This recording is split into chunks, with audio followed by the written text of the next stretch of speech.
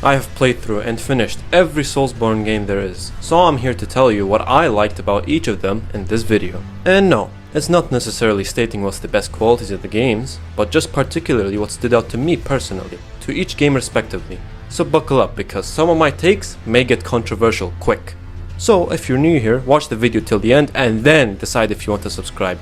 Alright, let's get into it.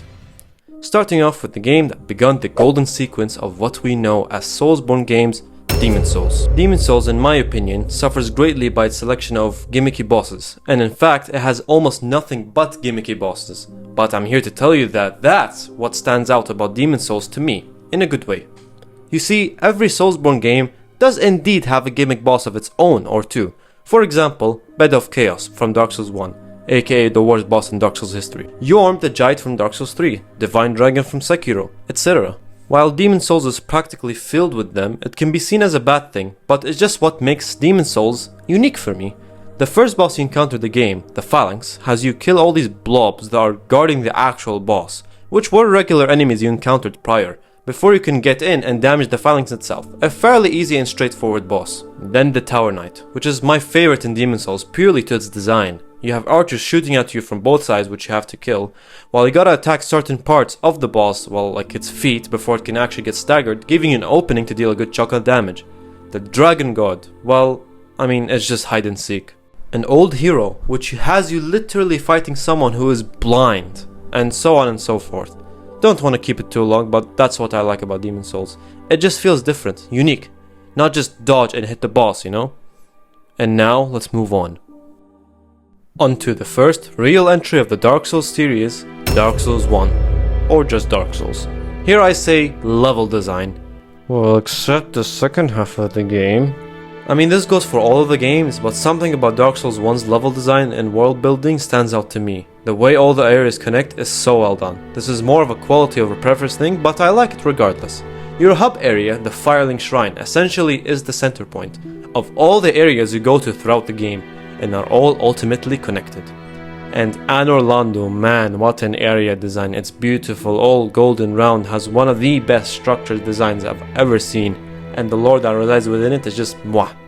And then it turns out this golden bright Anor Londo you scourged through was the Anor Londo long gone in the past, and what truly remains is this dark, abandoned, barren kingdom, empty of life, all under Gwendolyn's illusions. But yeah, that's the gist of it. Level and world building, love it. And on to Dark Souls 2. My old friend. Some would say the worst Soulsborne game to date. And hey, it's up for debate, but that's a topic for another video. This may or probably surely will sound controversial, but for Dark Souls 2, it's the amount of trolling it has. Do I even need to explain? There is literally a trophy that you achieve by dying for the first time. And what is it called? This is Dark Souls. This is why I love it. Like, bro, they knew what they were doing. But that's the beginning of it. There's more. Let's look at some examples, shall we? This is probably my favorite one aside from the trophy one. In one of the DLC, you meet this guy, Maldron the Assassin, in Broom Tower of Eli Melois. He follows you around and waves at you, so presumably he is an ally. And then when you go to crank the lever for the gate, he does this. It's so fucking good, and when you attack him, he runs away with full speed only to lead you to an ice cave with a big fucking monster to gank you up. Another notable one is this. What do you mean? That's just a barrel. Just a barrel? Think twice.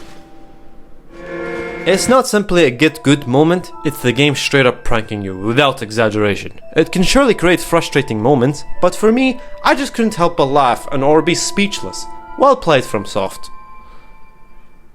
Now onto Bloodborne. Essentially a horror aesthetic merged in with the Soulsborne experience.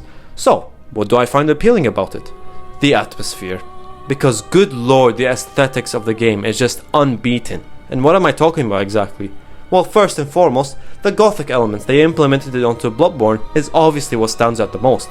The dark, eerie atmosphere of it paired with these supernatural-like beings. And also, you're in London.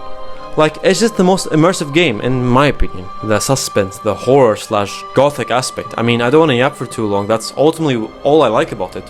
Also, when later on the amygdalas that just appear all throughout the area is just so fucking freaky to me. Like the thought of them being there the whole time while you just couldn't see them is unsettling. What if it's like that in real life? Just these big ass creatures all over the city but you can't see them. Alright, off tangent. Let's get into the next one. Dark Souls 3. This might sound stupid for this one, but it's just how iconic it is. So, the iconicness. Whenever you think of Dark Souls or Soulsborne game, what stood out to you most? Which boss theme does almost everyone know, even outside of the gaming space? Which game has had the reputation with having some of the hardest bosses, the OG hardest bosses before Elden Ring, all from Dark Souls 3? This obviously stems from the game's ever-growing popularity from launch, so if I had to rate the quality about the game itself on its own, it would just be the bosses, as everyone knows. It has the best bosses. But yes, Dark Souls 3 just screams, I'm iconic. I have some of the most memorable bosses, music, combat, and design. So that's about it. On to Sekiro. Oh, it's not a Souls... I don't give a f***. It's by FromSoftware. It's just, instead of a knight or a hunter, you're a shinobi. So, what do I like about Sekiro? Its combat system. And yes, I know what you're thinking, that belongs to Bloodborne or Dark Souls 3, and I totally agree.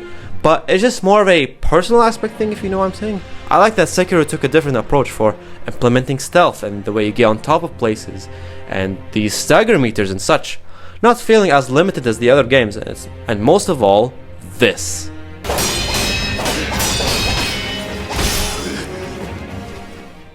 And now on to the latest installment, Elden Ring. I'll just be straight up with you, and it's about its main selling point, the open world aspect. It's just that it's fascinating how they managed to merge the open world aspect that we all know with the Soulsborne qualities that we're so used to, so well. I don't know, man. Something about it is what makes the game so fun and relaxing for me. Having your own horse, traversing through the vast open areas, having just so much to explore, and so many different paths to choose from, makes the game feel all the more lively. And with how it's organized, it's also really done nicely too. Like how everyone thought Margit was stupidly hard at the beginning. Well, it's as simple as you're not supposed to be there. Explore more, level up, and get stronger. And yes, I'm guilty of it too, not blaming y'all. It was from Limgrave and go to the nearest and straight path. How would we have known to go behind this? But yes, Elden Ring is FromSoftware's latest masterpiece and has delivered a mechanically immersive experience. So, let's run down a quick summary of my conclusion for each entry. So, for me, what makes each game unique and what stands out for them, for Demon Souls, its gimmicky boss theme.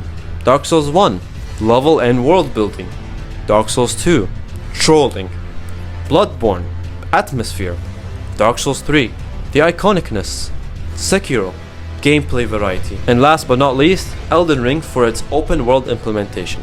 That is all I have for y'all. If you want me to make more ratings of all Soulsborne games shared like this, do let me know. And I'll see you guys next time. Bye bye.